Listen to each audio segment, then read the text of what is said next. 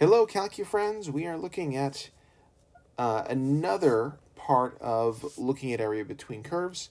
This time, instead of looking at things where you have curves on top of each other, by the way, you can't see that I'm gesturing with my hands here.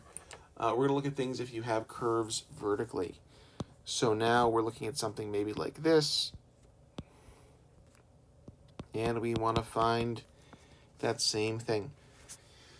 You might ask yourself, Mr. Carlson, isn't this just the same thing but flipped sideways? And I'm going to answer you with a firm yes, absolutely it is. So instead of doing the top minus the bottom, we're going to do the right side minus the left side. Looking at this first one, and again, we're almost immediately thrown into the more complicated ones we have yesterday. These ones we're going to have to write as f of y instead of f of x.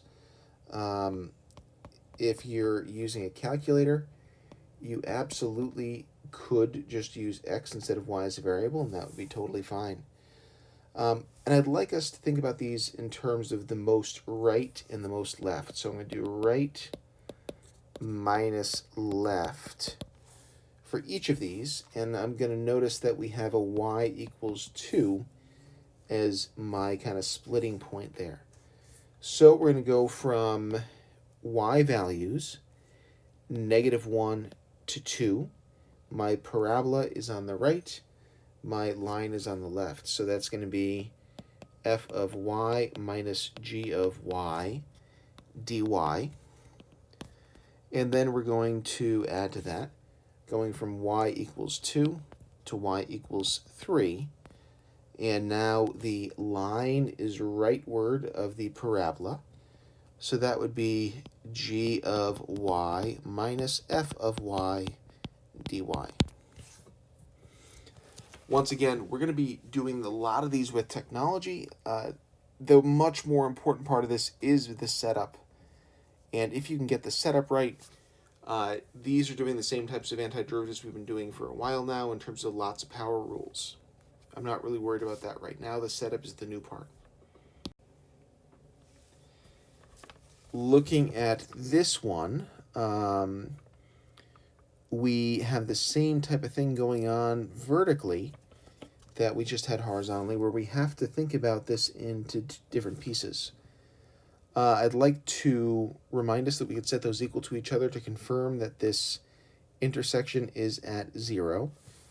And I'd like us to think about these two functions. So we've got a cubic and we've got a quadratic.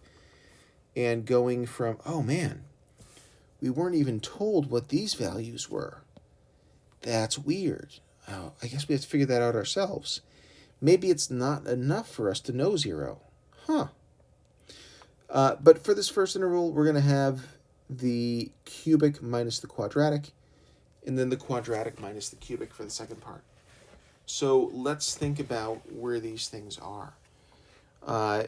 In terms of this, we got x cubed minus 6x is equal to x squared. Going to bring everything to the same side, factor out an x. We're left with x times x squared minus x minus 6. That is going to give us x times x minus 3 times x plus 2.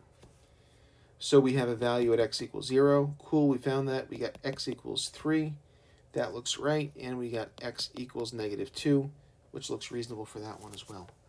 So those are the bounds we have to care about. We're going from -2 to 0 for our first one. We said that was cubic minus quadratic. So f of x minus g of x.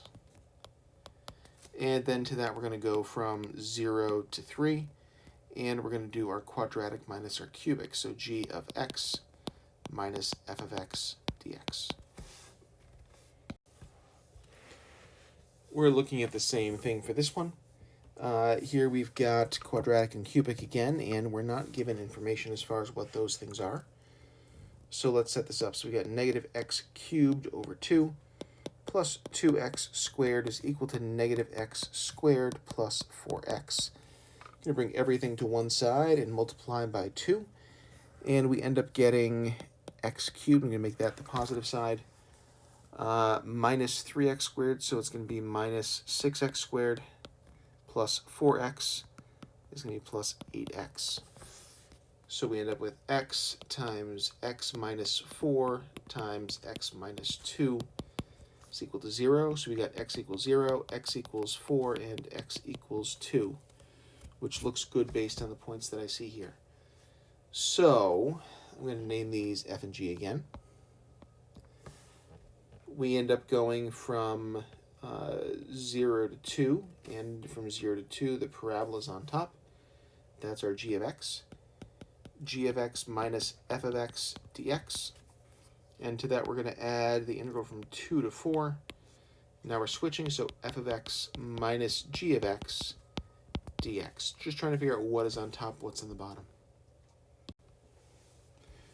This is a fun one. Hopefully we know that sine starts at 0 and then goes up. Therefore, this 1 in red is going to be our sine function. And in looking at this,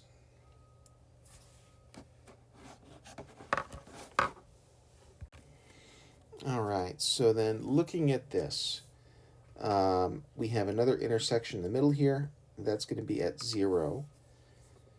So we're going from negative 3 pi over 4 to 0. Here the blue one is on top. We didn't name those yet. Let's call that f and g.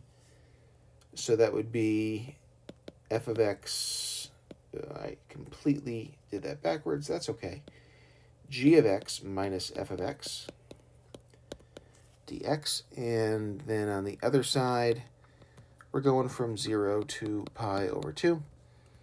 And that's going to be f of x minus g of x dx.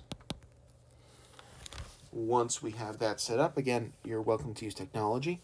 This one's kind of cool because we end up combining these things very easily. We end up with like 2 sines of x and negative 2 sines of x, and the numbers come out pretty nice. Here we've got another horizontal one. We're told 2 of these. The other intersection point is going to be at y equals 3. This one we've got to figure out which parabola is which is a little bit trickier. One way to do that would be to try to factor these. Neither of these is factorable. Another way would be to look at the vertex. And here we have a vertex that's going to be at y of 2. Here we'd have a vertex at y of 4. So I'm going to call this one f and this one g. That means that this one is our f and this one is our g, just so we can have that a little bit clear. In terms of our equations, going from 1 to 3, and that looks like a negative 3 because I put a tick mark there, we end up using g minus f. Going from 3 to 4, we're using f minus g instead. So going from 1 to 3, we're looking at g minus f dx. And then looking at going from 3 to 4, in the y direction, we're going to do f minus g. I should not have put dx there. dy and dy.